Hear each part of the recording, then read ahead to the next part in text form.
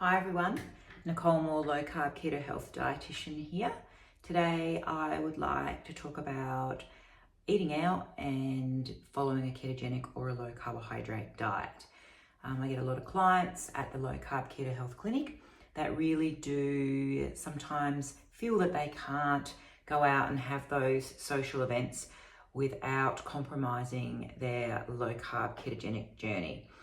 I guess the first important thing, what I explain to people is that you can still have a meal out and have whatever you want if you desire. It may spike your glucose a little bit. It will probably make you feel hungrier. It will probably give you some other symptoms. Maybe you'll feel bloated. Maybe you'll get a little bit of irritable bowel that's being aggravated, and cravings can come back. But we can reset. So it's not going to do damage to you on your low carb ketogenic journey, to your blood glucose or to your body. If you have moments like this, it's the frequency of having carbohydrates on a regular basis that is the problem. Yes, you will come out of ketosis, but you'll also get back into your mild form of ketosis. Your blood sugars will reset back. Your insulin resistance will sort of go back, and the insulin levels will drop, and you'll get back into using fat as a fuel rather than carbohydrate. How long this takes is very different for everyone. So some people may come out of their sort of fat burning mode and start burning the carbohydrates / sugar that they've eaten, and they may be able to reset within 24 hours. Some people can reset the next day and find their ketones and fat adaptation returns and blood glucose stabilize. Other people will take a bit longer, and generally the people that take a little bit longer are still quite insulin resistant, and so just their body has to take time. It metabolizes things slower, and when we eat carbohydrate, the body stores that sugar as glycogen in the muscles, and the body has to sort of eat, so to speak, that fuel away, and then can go into a fat adapted stage again. So you can reset. It may take longer than you might like, but I think it's just about, living your life and knowing that it's the frequency of following a low carbohydrate program that has the benefits. So enjoy yourself if you want to go out and eat what you like. You may not feel great, but you can reset. And generally resetting, and I've talked about this in the past, is really listening to your body and feeding up on plenty of good fats and protein to really help sort of stabilize your body and get rid of any extra hunger. And then you generally go back into that sort of lower hunger stage where you don't have to feed as frequently and everything will stabilize. So again, enjoy if you wish. But if you do not wish to partake in eating carbohydrates, there are still plenty of ideas out there. So a lot of people get caught, they're out at work, they're driving between jobs, they're really, really busy, and they're in the office and suddenly it's like, oh, I'm really, really hungry, and they haven't really planned. So what can we grab out there that's going to still be low carb keto friendly? So, let's think of the sushi shop. I'd be saying grabbing, a nice big plate of sashimi, some tuna and some kingfish, and maybe a seaweed salad. Sometimes they have seafood salads there. And so that's probably something I'd be going for. I'd be looking for the local Subway, and I'd be getting my Subway of choice in a salad bowl. I'd be asking for double or maybe triple protein, throw some avocado in there, and maybe just get some olive oil dressing. They do meatballs in a cup as well. Look, they're probably not perfect, but for the moment of you're on the run, I think it's better to be grabbing the Subway salad and some meatballs than maybe partaking in a gyros, for example, or a McDonald's burger.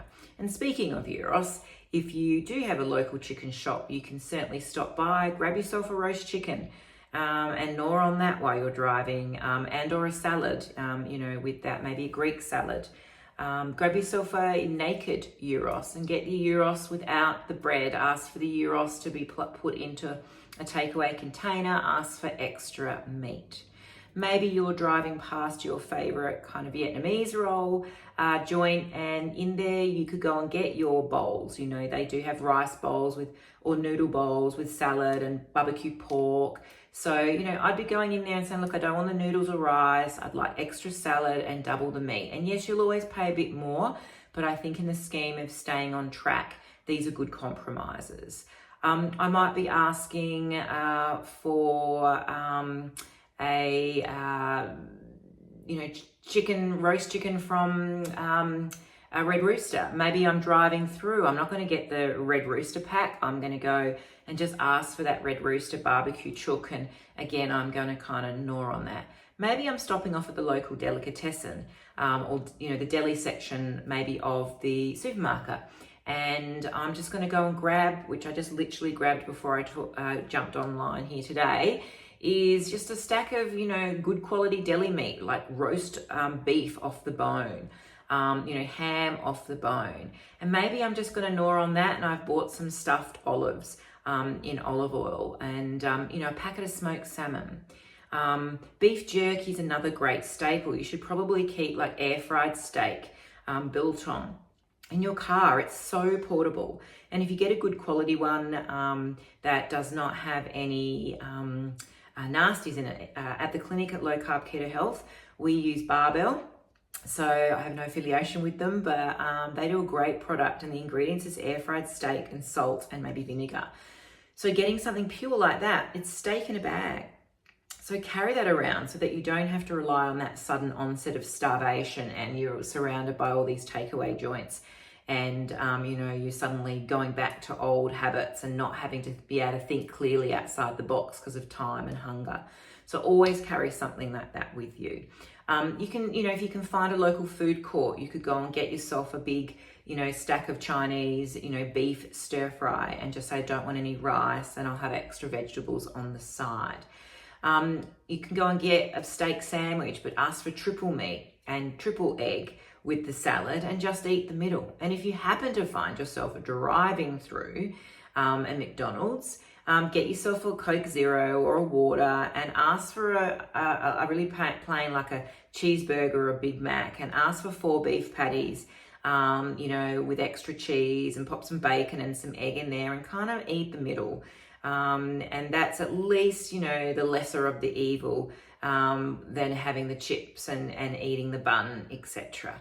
So it's really trying to think about those sort of local takeouts where you can still go to chicken shop, you can still go to your local Vietnamese roll place, you can still go to Subway, you can go, get, a burger with a lot, don't eat the bread. I mean, even at grilled burger joints, they do, and Betty's Burger, I know, do low carb burgers. So Grilled does a low carb bun. It's 10 grams of carbs. So if you've got a grilled, you can quickly run into, and you can get, the biggest, meatiest one you can find with a low carb bun.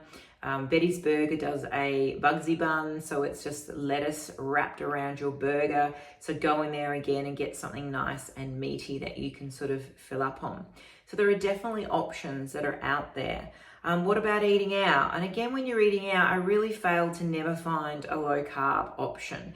It might not be as exciting as what you want. Maybe you're going for the salmon steak with some greens, or you're going for a big steak, go for a beef and reef, ask for no potato, get a roast dinner and just say, I don't want the potatoes, or pass them off. And at least you've got the other veggies and the meat there. If I'm struggling really to find anything, I often go to my entree menu. If you go to your entree menu, often you might be able to find 2 or 3 things on there that you could then order and say, can I have them all out as my main? And maybe you've got the prawn cocktail. Maybe you've found some skewers on a stick. Maybe you've got some grilled calamari or some fried halloumi cheese. And then just order a side of some greens or a salad.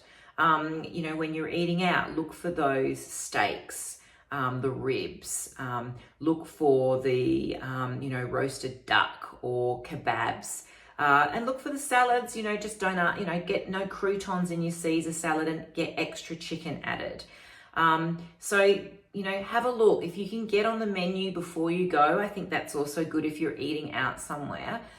Because at least then you can pre-look at the menu and get ready. If you have to make decisions that rely on this instant decision and you're hungry and you're stressed and you're tired, or you're surrounded by everyone else who's grabbing the pizza and pasta, you can be swayed into making the wrong decision. So it's really about looking through menus. It's also about planning your day.